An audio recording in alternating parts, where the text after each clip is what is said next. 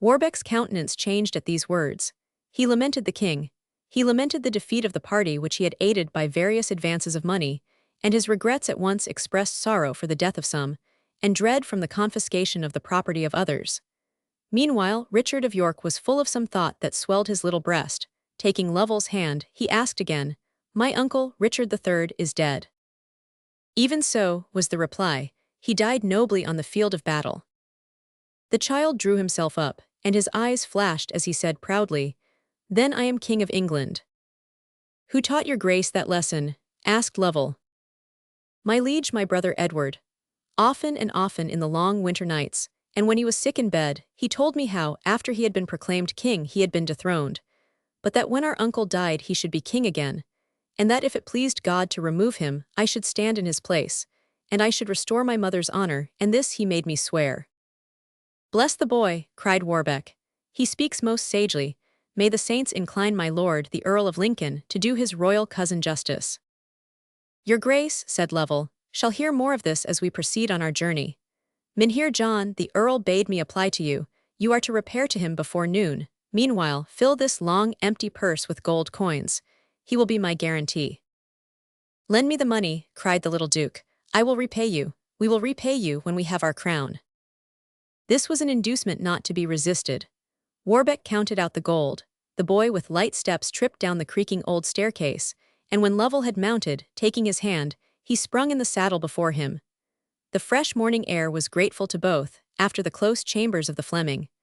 The noble put his horse to a quick trot, and leaving London by a different road from that by which he had entered, took his way through Romford and Chelmsford to Colchester. The news of the Earl of Richmond's victory and assumption of the crown reached London that night. The citizens heard it on their awakening. The market people from the west related it to those who came in from the east, but it had not hitherto travelled in that direction. Lovell knew that the storm was behind him, but he outrode it. On the evening of the second day, he was safe in sanctuary at Colchester. His young charge was lodged at a farmhouse belonging to a tenant of Sir Humphrey Stafford. They all awaited impatiently for the time when the Earl of Lincoln would put a period to their confinement, by informing them that the hour was arrived when they might again take arms against the upstart Lancastrian king. Chapter 3. Elizabeth of York. "Small joy have I of being England's queen." Shakespeare. Henry VII was a man of strong sense and sound understanding. He was prudent, resolute, and valiant. On the other hand, he was totally devoid of generosity, and was actuated all his life by base and bad passions. At first, the ruling feeling of his heart was hatred of the House of York, nor did he wholly give himself up to the avarice that blotted his latter years, till the extinction of that unhappy family satisfied his revenge, so that for want of fuel the flame died away. Most of his relatives and friends had perished in the field or on the scaffold by the hands of the Yorkists. His own existence had been in jeopardy during their exaltation, and the continuance of his reign, and even of his life, depended on their utter overthrow. Henry had a mind commensurate to the execution of his plans. He had a talent for seizing, as if instinctively, on all the bearings of a question before him, and a ready perception of the means by which he might obviate difficulties and multiply facilities, was the most prominent part of his character. He never aimed at too much, and felt instantaneously when he had arrived at the enough. More of cruelty would have roused England against him, less would have given greater hopes to the partisans of his secreted rival. He had that exact portion of callousness of heart which enabled him to extricate himself in the admirable manner he did from all his embarrassments. It is impossible to say what his exact views were when he landed in England, and I made head against Richard III. His right of succession, even through the House of Lancaster, was ill-founded, and probably he would scarcely have dared to decorate his brows with the royal circlet but for the happy boldness of Stanley, and the enthusiasm felt by his soldiers in the hour of victory which had bestowed it on him. Once a king, as it was impossible, without risk of life, to sink to a private station, he did not hesitate, but bent every energy of his mind to the contriving the means to seat himself firmly on his newly acquired throne. The illegitimacy of Edward the Fourth's children had removed them from the succession, but though no doubt was entertained as to the fact of Edward having married Lady Eleanor Butler, yet Henry had the taint of illegitimacy on his own race. And, moreover, Elizabeth Woodville, having so long filled the station of Queen of England, the public voice went in her favor, and the majority of the English people looked upon the tale which deprived her children of their rights as a contrivance of their usurping uncle. What then was to become of them? Edward V was dead. Of this fact there was no doubt. It had been rumored that the Duke of York had not long survived his brother. To ascertain the truth of this report, Henry dispatched one of his most staunch adherents to the Tower. The boy was not there, but a mystery hung over his fate which did not quite assure the new king of his death. Henry feared that he was in the hands of the Yorkists, and this dread gave fresh vigor to his distrust and abhorrence of the partisans of the White Rose. He formed a scheme to defeat their projects. He caused it to be disseminated that both the princes had been found dead, murdered in the Tower. The competitors for the crown, whose claims ranked next, were the daughters of Edward IV. Henry immediately saw the necessity of agreeing to the treaty entered into by the Countess of Richmond for his marriage with the eldest of these princesses. He hated to owe his title to the crown to any part of the House of York. He resolved, if possible, to delay and break the marriage. But his own friends were urgent with him to comply, and prudence dictated the measure. He therefore promised to adopt it, thus effectually to silence the murmurs of the party of the White Rose. But if the young Duke of York reappeared meanwhile, it would be necessary not to repeal the Act of Parliament that cast a stigma on his birth. If the children of Elizabeth Woodville and Edward IV were debarred from the crown, the Earl of Warwick was the next heir. He was confined, by Richard III, at Sheriff Hutton in Yorkshire. He was the especial object of Henry's fear, and now he commanded him to be brought from his northern prison to the Tower of London, to be kept a close prisoner in that melancholy and ill-fated place. There was one other rival, the Earl of Lincoln, named by Richard to succeed him. But his pretensions came so far behind the others, and he enjoyed so high a reputation for sagacity and virtue, that Henry believed it best to let him alone for the present, only surrounding him with spies, and resolved, on the first note of danger, to destroy him. Fortune smiled on the new sovereign. The disappearance of the two children from the Tower caused the Yorkists to settle their affections on the young Elizabeth. She was at Sheriff Hutton, waiting impatiently for her union with her uncle. Now she received commands to proceed to London as the affianced bride of that uncle's conqueror. Already the common talk ran on the entwining of the two roses, and all the adherents of her family, who could gain access, recommended their cause to her, and entreated her, in the first days of power, not to forget her father's friends, but to incline the heart of her husband to an impartial love for the long rival houses of Lancaster and York. Two parties arrived on the same day at Sheriff Hutton, on the different missions of conducting the Lady Elizabeth and the Earl of Warwick to London. On the morning of their departure, they met in the garden of their abode to take leave of each other. Elizabeth was 19 years old, Warwick was the exact age of her brother, Edward V. He was now 16. "We are about to travel the same road with far different expectations," said Warwick. "I go to be a prisoner, you, fair cousin, to ascend a throne." There was a despondency in the youth's manner that deeply affected this princess. "Dear Edward," she replied, clasping his hand, "we have been fellow prisoners long, and sympathy has lightened the burthen of our chains. Can I forget our walks in this beauteous park, and the love and confidence we have felt for each other? My dearest boy, when I am queen, Esther will claim a boon from Ahasuerus, and Warwick shall be the chief noble in my train." She looked at him with a brilliant smile. Her heart glowed with sisterly affection. She might well entertain high anticipations of future power. She was in the pride of youth and beauty. The light spirit of expected triumph lighted up her lovely face. She was about to become the bride of a conqueror, yet one whose laurels would droop without her propping. She was to be queen of her native land, the pearly clasp to unite the silken bond with which peace now bound long discordant England.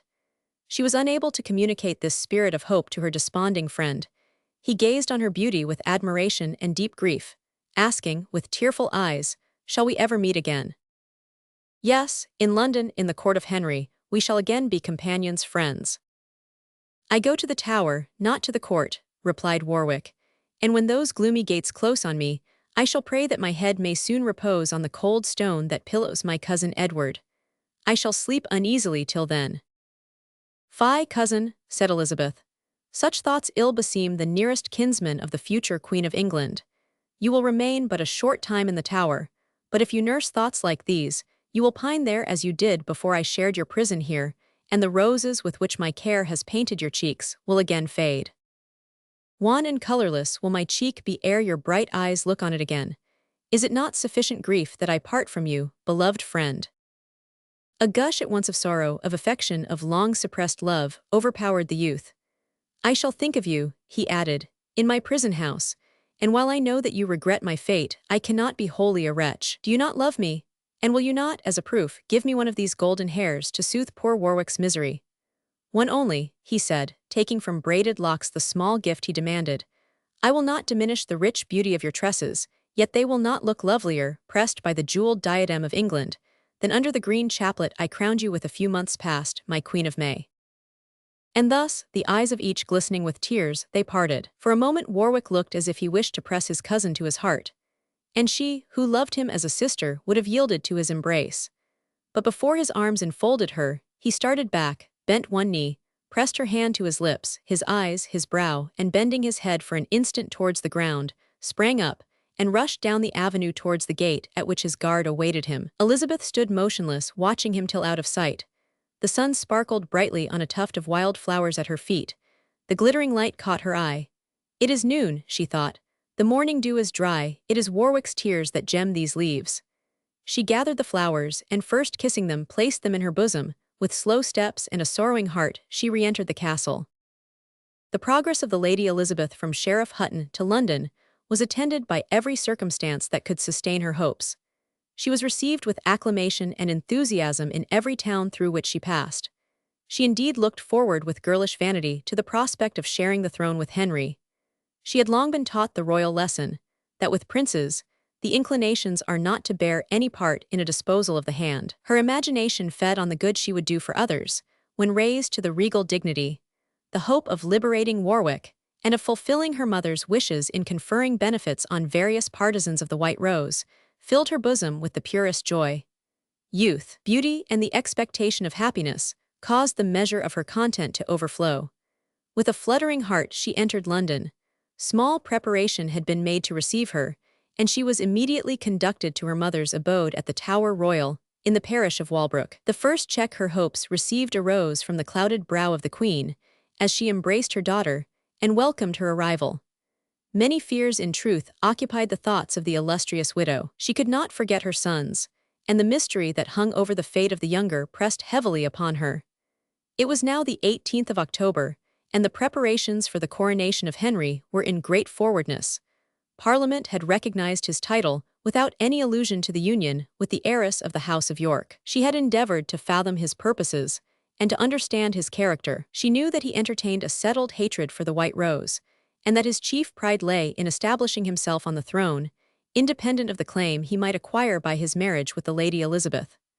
The common people murmured, the Yorkists were discontented, the neighbors staged before they should break out into open rebellion. Thus dark clouds interposed before the sun of peace, which had been said to have risen on the event of the Battle of Bosworth Field. Henry VII was crowned on the 30th of October. The Queen looked on this ceremony as the downfall of her hopes. Housed by this fear, she entered into a sea of intrigue, in which, after all, she had no certain aim, except that of reanimating the zeal of the Yorkists, and of exciting such discontent in the public mind, on the postponement of her daughter's marriage, as to force Henry to consent to an immediate union. The gentle Elizabeth had meanwhile submitted patiently to her destiny. She dismissed regality from her thoughts, and devoted herself to her mother, recreating herself in the society of her sisters, and now and then contemplating the faded leaves she had brought from Sheriff Hutton, and lamenting the fate of Warwick. She had learned to fear and almost to hate Henry, and but for the sake of her suffering party, to rejoice that he had apparently relinquished his intention of marrying her. The dissatisfaction manifested by the English people forced Henry to comply with the universal wish entertained of seeing the daughter of Edward IV on the throne. Yet it was not until the beginning of January that the princess received intimation to prepare for her nuptials. This prospect, which had before elated, now visited her coldly, for without the hope of influencing her husband, the state of a queen appeared mere bondage. In her heart she wished to reject her uncourteous bridegroom, and once she had ventured to express this desire to her mother, who, filled with affright, laid aside her intrigues, devoting herself to cultivate a more rational disposition in her daughter. Henry paid the doomed girl one visit, and saw little in her except a bashful child, while his keener observation was directed towards the Dowager Queen. She, with smooth brow and winning smiles, did the honors of reception to her future son-in-law, to her bitter foe. The cold courtesy of Henry chilled her, and a strong desire lurked under her glossy mien, to reproach the usurper with his weak title, to set up her daughter's claim in opposition to his, and to defy him to the field. As soon as Henry departed, her suppressed emotions found vent in tears. Elizabeth was astonished. She knelt before her, caressed her, and asked if all were not well now, since the plighted troth had passed between her and the king. "Has it passed?" murmured the queen, "and is your hapless fate decided? Why did I not join you at Sheriff Hutton? Why did I not place your hand in that of your noble cousin? Ah, Warwick, could I even now inspire you with my energy, you would be free in arms, and England to a man would rise in the cause of Edward VI and my sweet Elizabeth." The color in the princess's cheeks varied during the utterance of this speech. First they flushed deep red, but the pale hue of resolution succeeded quickly to the agitation of doubt. "Mother," she said, "I was your child, plastic clay in your hands. Had you said these words 2 hours ago, Warwick might have been liberated, I perhaps happy. But you have given me away. This ring is the symbol of my servitude. I belong to Henry. Say no word, I beseech you, that can interfere with my duty to him. Permit me to retire." On the 18th of January, her nuptials were celebrated. The forbidding manners of Henry threw a chill over the marriage festival. He considered that he had been driven to this step by his enemies, and that the chief among these, influenced by her mother, was Elizabeth herself. The poor girl never raised her eyes from the moment she had encountered at the altar the stern and unkind glance of the king. Her steps were unassured, her voice faltering. The name of wife was to her synonymous with that of slave, while her sense of duty prevented every outward demonstration of the despair that occupied her heart. Her mother's indignation was deeper, although not less veiled. She could silence, but not quell, the rage that arose in her breast from her disappointment, and there were many present who shared her sentiments. As far as he had been able, Henry had visited the Yorkists with the heaviest penalties. An act of attainder had been passed against the Duke of Norfolk, Lord Lovell, the Staffords, and all indeed of note who had appeared against him. Those with whom he could not proceed to extremities he wholly discountenanced. The red rose flourished bright and free, one single white blossom, doomed to untimely blight, being entwined with the gaudier flowers. Chapter 4. Lady Brampton. "My noble queen, let former grudges pass, and henceforth I am thy true servitor." Shakespeare. Meanwhile the Yorkists were impatient for action. The existence of Prince Richard was a secret to all save Lincoln and Lovell. Even the Staffords were kept in ignorance. Their purpose, therefore, was merely to put down the Lancastrians, and to raise their own party, with Warwick or Lincoln at their head.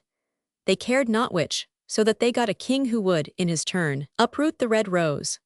Lincoln would consent to no decisive step, but from the day of his cousin's marriage, all his emissaries and friends were on foot to cause insurrectionary movements in the kingdom, rousing in the old Yorkists their ancient party spirit, and inspiring the young with hopes of future aggrandizement and victory.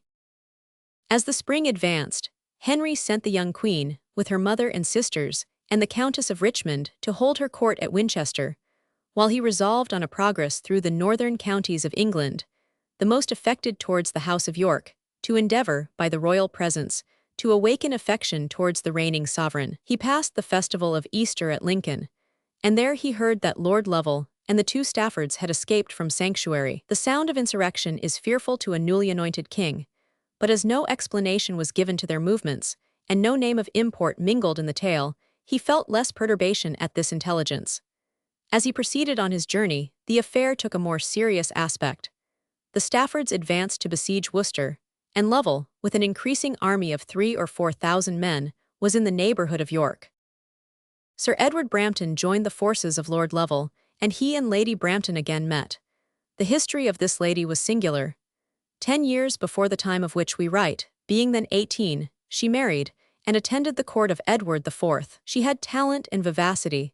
Her dark laughing eyes, the animation of her countenance, her gay and naive manners attracted her sovereign, and she was soon distinguished as one whose advancement, if so it might be called, to the highest influence over him, depended on her own choice between honor and such preferment.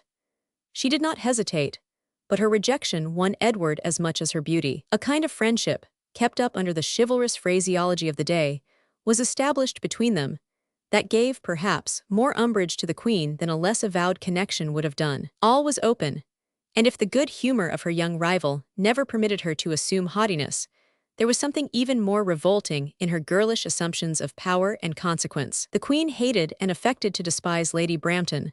Lady Brampton felt that she injured the wife of Edward IV. At first she had earnestly sought to gain her favor, but when rebuffed, she resorted to the weapons of youth, beauty, and wit, and set at defiance the darkened brow of Elizabeth. 10 years had passed since then. Edward IV died, and under Richard III Lady Brampton returned to her natural place in society. Nay, the vivacity of speech with which she defended the rights of his nephews made him absolutely discountenance her. In her days of pride, she had refused every mark of favor from Edward, thus to place their avowed friendship far above the petty intrigues of the courtiers. It might have been thought that the queen and her rival would now, on the grounds of affection for Edward's children, have leagued together. But on the contrary, the mother expressed contempt and indignation at the presumption of Lady Brampton in assuming a personal interest in her children, and that lady too well remembered how often her manner and speech must have offended the queen to make any vain attempt at reconciliation. The Earl of Lincoln and Lady Brampton had always been friends. Her liveliness amused him, her integrity and real goodness of heart won his esteem. Her passionate love for the princes in the Tower had caused him, when he withdrew thence the young Richard, whose ill health demanded constant feminine attentions, to confide him to her charge. Thus she alone became possessed of the secret of his existence, and now with Lord Lovell she debated how best his interests could be furthered. Lord Lincoln feared by rash measures to endanger the safety of his nephew. He desired to place him on the throne, but he preferred bringing him up in freedom and obscurity to any ill-judged attempt that might throw him into his enemy's hands and make him prisoner for life. His plans were all laid upon this principle. He commanded Lord Lovell, who submitted wholly to him, not to breathe the name of the son of Edward till he had gained a decided advantage over the reigning sovereign. If victorious, he might set up the royal standard and proclaim Richard IV, while the Earl, still in London, would call together all the Yorkists, and in the absence of the king, seize, in his nephew's name, upon the capital of the kingdom. If Lord Lovell's attempt proved unsuccessful, it was decided that the prince should escape immediately to the continent, there to remain till some new insurrection was organized. For though cautious, he was resolute, and he had determined never to relinquish his purpose, but to excite rebellion and discontent against Henry till the rightful heir possessed his own. These plans were in contradiction to Lady Brampton's views, but she was obliged to submit. Her quick woman's wit discovered her another danger. The absolute silence observed concerning the young prince, then only 11 years of age, might in the end cast a doubt over the justice of his pretensions, and she told Lord Lovell that if, after a failure, Richard quitted England, he must first be seen and acknowledged by his mother. She resolved, therefore, on immediately going to Winchester to prepare Elizabeth for the reception of her son, and Lord Lovell, who agreed in the wisdom of this proposal, promised, at all hazards, that ere leaving the kingdom the Duke of York should cross the country to that town, whence, by Southampton, he might escape to France. While, therefore, Lord Lovell increased his army and marched in high hopes towards York, Lady Brampton proceeded southward, meditating the safest and best manner of introducing herself to the Queen. There was a man, Richard Simon, or Simond, who afterwards figured in the chronicles, that had long been secretly concerned in the course of events. He was the son of a tenant of Sir John Grey, and had been the playmate of the Lady Elizabeth Grey's elder children. His love of books, his sedentary habits, and quick wit on matters of learning led those interested in his fate to consider him fitted for the church, and therefore he took priest's orders. But his mind, though not attuned to action in its noblest sense, was not one that could remain at rest. He loved power. He was sagacious, astute, and intriguing. When the Lady Grey became queen, he being still too young for high promotion, preferred an unnoticed but influential situation near her person to more lucrative employ, which would remove him from the pleasures and dignity of the court. When Edward died, he devoted himself to the service of his royal patroness, and hardly escaped being imprisoned for life by Richard, when the latter was most exasperated against the Queen Dowager's relations. From that time, Richard Simon found full occupation for his plotting head, in endeavoring to bring about the overthrow of the usurping Gloucester, and to raise the hopes of Henry VII, who requited ill his active zeal. And now again, he busied himself in exalting the queen's party. He looked the man he was, a prior into secrets, one who conducted the drama of life by backstairs and telltale valets. His small gray eyes were quick to discern the meaning of each smile or frown. His young brow was already wrinkled through care and thought. Craft lurked in the corners of his lips, and his whispering voice betokened habitual caution. He continued to hover near the queen, now dispatched to sound some Yorkist, now closeted to discuss some expression of the king's, in which to find a secret meaning. Repose was the thing he hated, and forever with some plan on foot, some web to weave or unravel, he was seen with brows a little elevated by self-conceit, with a courtly bend of the body, and insinuating address, now assuring a Lancastrian of the perfect satisfaction of the queen, now whispering to a Yorkist a tale of slights and injuries, practiced by King Henry against his consort and her friends. All the communication that had taken place between Elizabeth Woodville and the Earl of Lincoln had been carried on through this man, though each knew not that he communicated to the other what either said. But Lincoln respected his undeviating fidelity towards his patroness and valued his talents. It was to this man that Lady Brampton addressed herself on her arrival at Winchester, to procure for her a private audience with the Queen. Her dark hints respecting the insurrection of Lovell and the Staffords excited his curiosity, yet he experienced more difficulty than he expected in bringing the royal dowager to consent to receive her rival. When our days of prosperity are fled, we cling fondly to all that reminds us of their brightness, and turn with augmented distaste from everything that marred their splendor. Elizabeth loved to remember herself as the chosen bride of Edward, and any circumstance that spoke of his inconstancy or detracted from the entireness of her influence over him, then inspired her with indignation, now with abhorrence. It required all Simon's dexterity to allay her anger and excite her curiosity sufficiently to induce her to admit her rival to her presence. It was at the hour of vespers that the priest introduced Lady Brampton into the Queen's cabinet. Elizabeth was assured that she had secrets of importance to communicate, and she designed by affability to win her to a full disclosure of them. Yet her heart and manner grew cold as she entered the closet where the lady and her guide already were, and bending her head slightly, she said, "The Lady Brampton desired an audience with me, I grant it." With all her vivacity and consciousness of the importance of her disclosures, the lady felt herself awed and chilled, and the memory of Edward came across her, who had before shielded her from such unkindness, and filled her eyes with tears. A long pause ensued. The Queen looked as in expectation, and Richard Simon, who had retired to an embrasure of a window, was about to come forward, when Lady Brampton, conquering her emotion, said, "Your Grace is the happy mother of the Queen of England, and the hope of an heir which you now entertain may make my intelligence distasteful." "Say on," replied Elizabeth haughtily, "I listen to your words."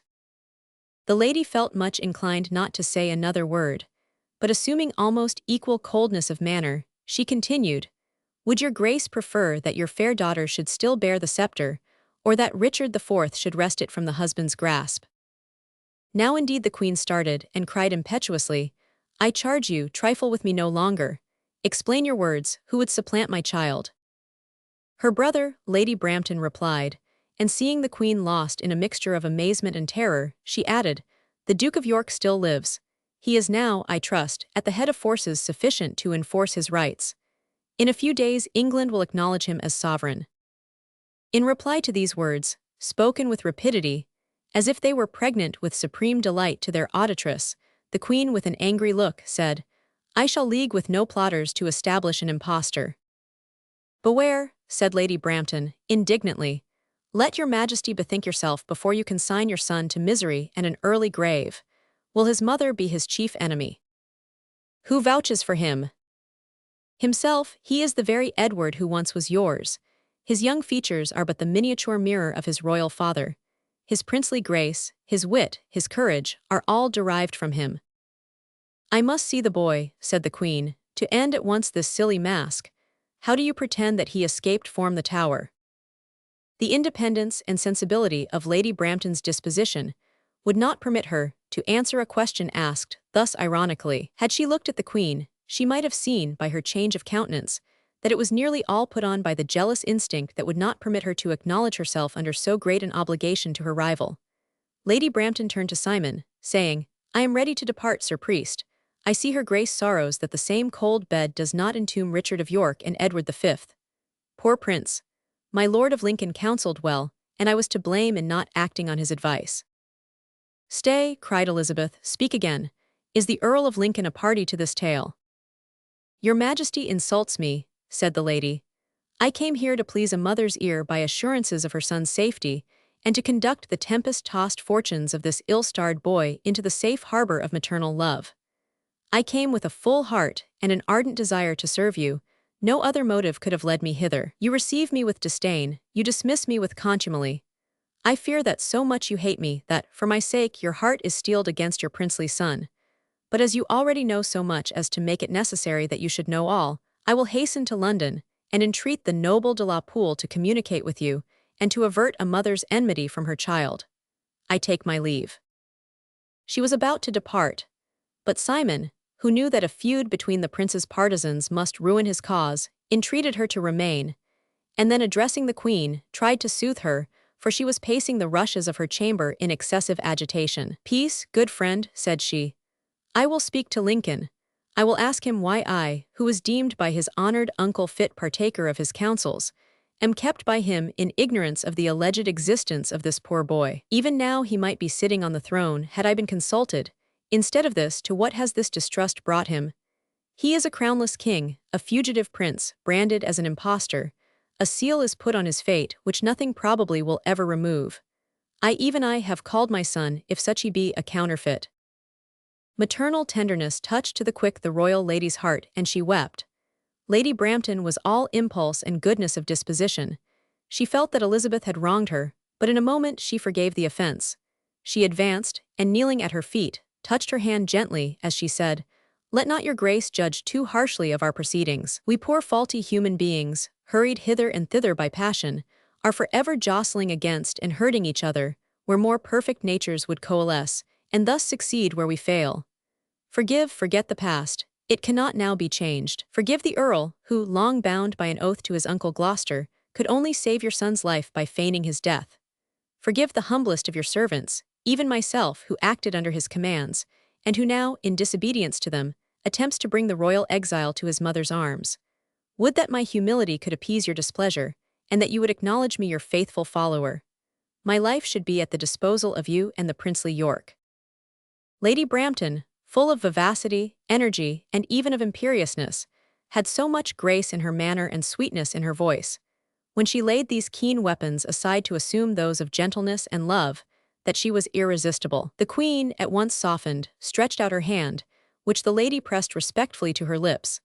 Then, as friends bent on one design, they conversed unreservedly together. Lady Brampton entered into long details concerning the past history of the Duke of York, and the schemes then on foot for his advancement. This was not their sole interview.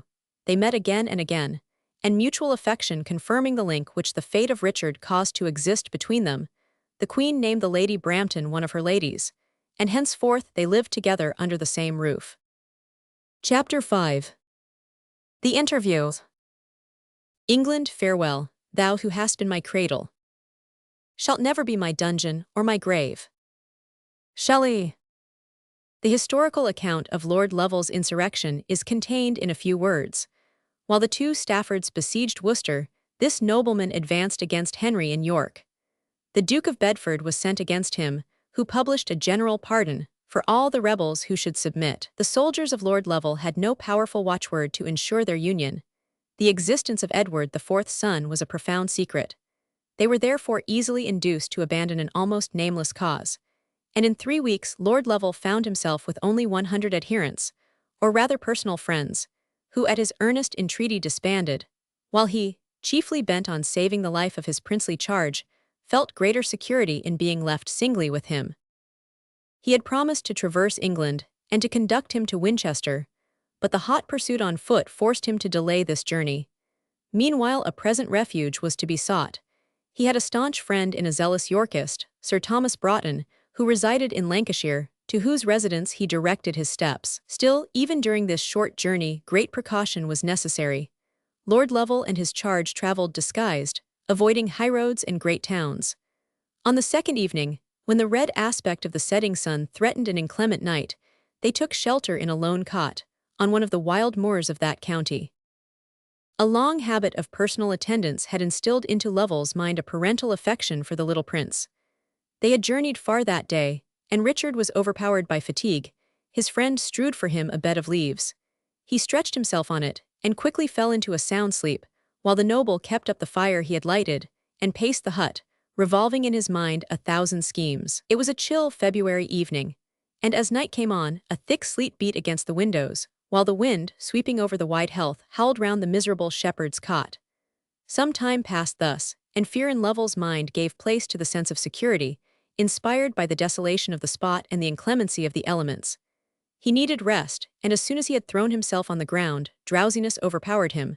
The wind sang a wild lullaby to both the sleepers. Though still lost to the outer world, a change passed over Lovell's countenance. Again his features relaxed into sleep, and again expressed disquietude. The tramp of horses' feet was around the hut, voices mingled alien sounds with the raging blast.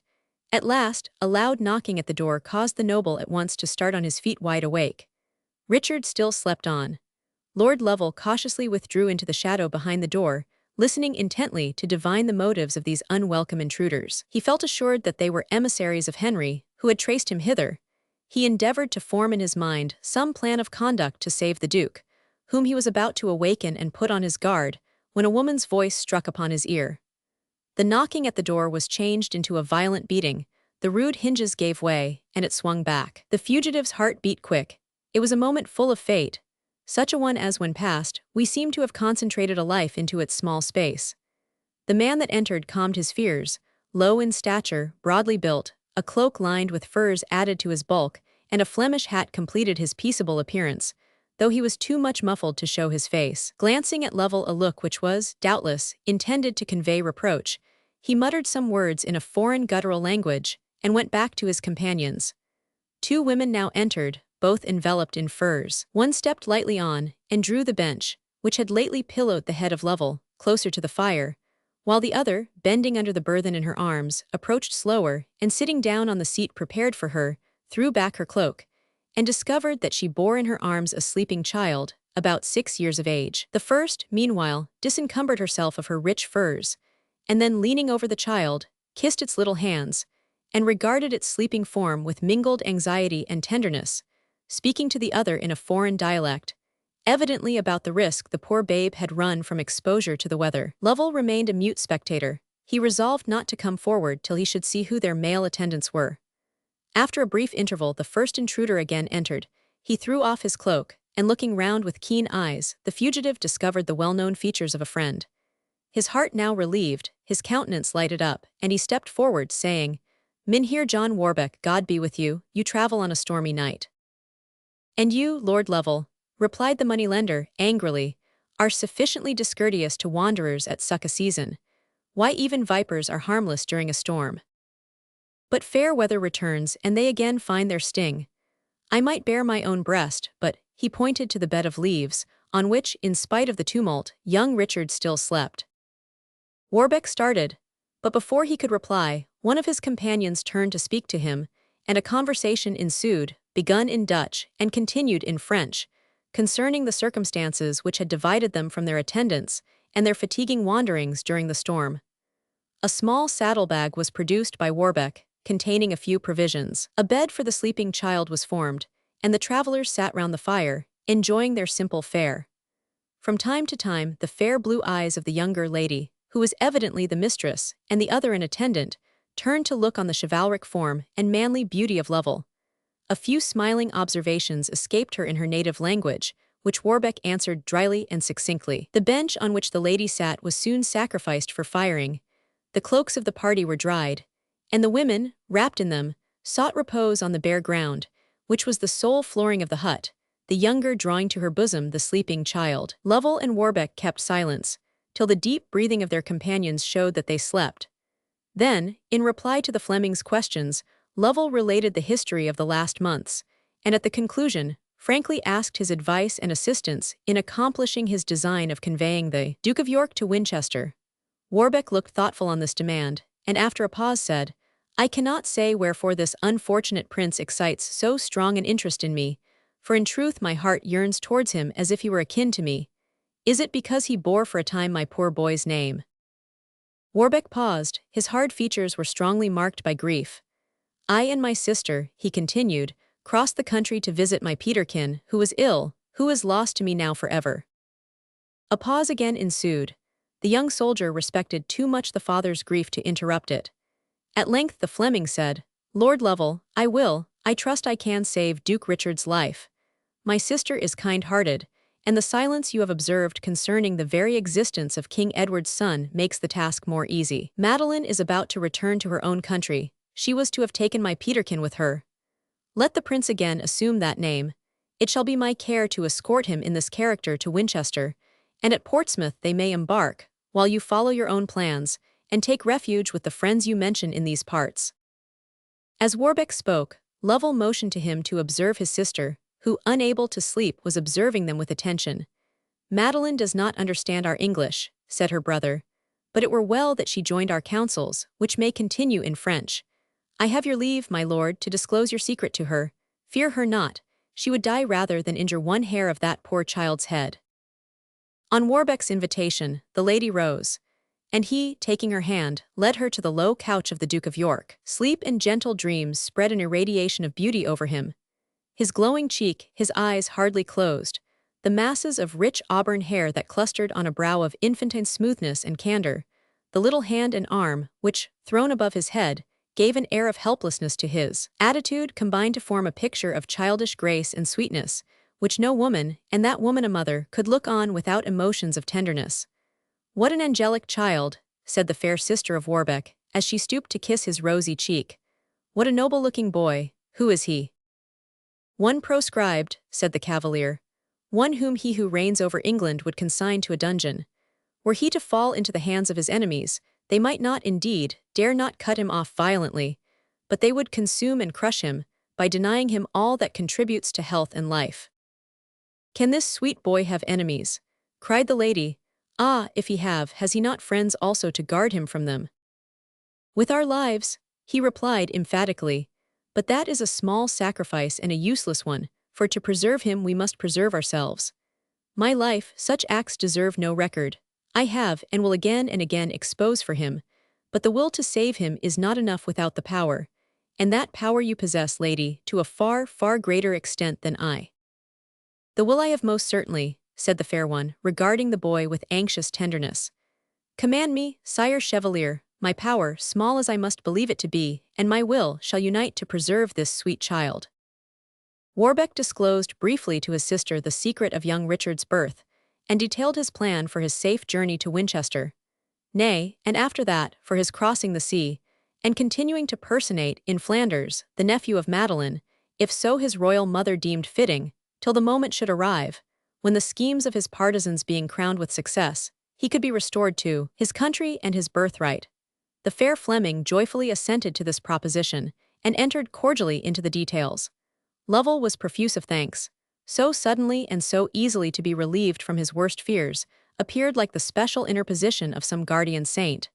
His heart overflowed with gratitude, and his glistening eyes gave token of greater thanks than even his emphatic words. Madeline felt all the excitement of being actively employed in a deed of benevolence.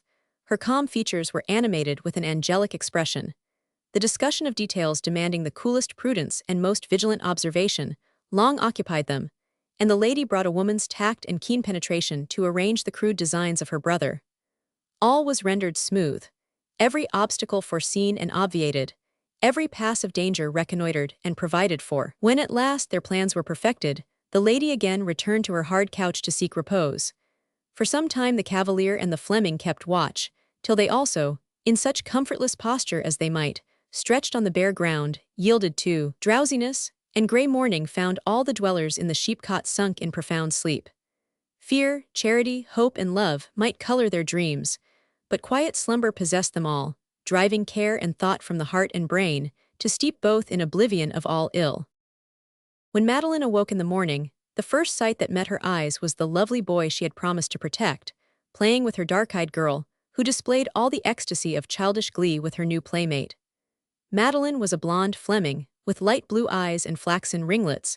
She was about 25 years of age. An expression of angelic goodness animated her features, bestowing on them an appearance of loveliness, which of themselves they did not possess. It could hardly be guessed that Richard's playmate was the daughter of the fair-haired Fleming, but the husband of Warbeck's sister was a Spaniard, and the child resembled her father in everything except the soft mouth and sweet smile, which was all her mother's. Her large, full, dark eyes gave to her infantine face a look of sensibility far beyond her years. The little girl ran to her mother when she awoke, and Madeline caressed both her and the prince with the greatest tenderness. They stood at the door of the cottage. The early sun shone brightly on the hoar frost that covered the moor.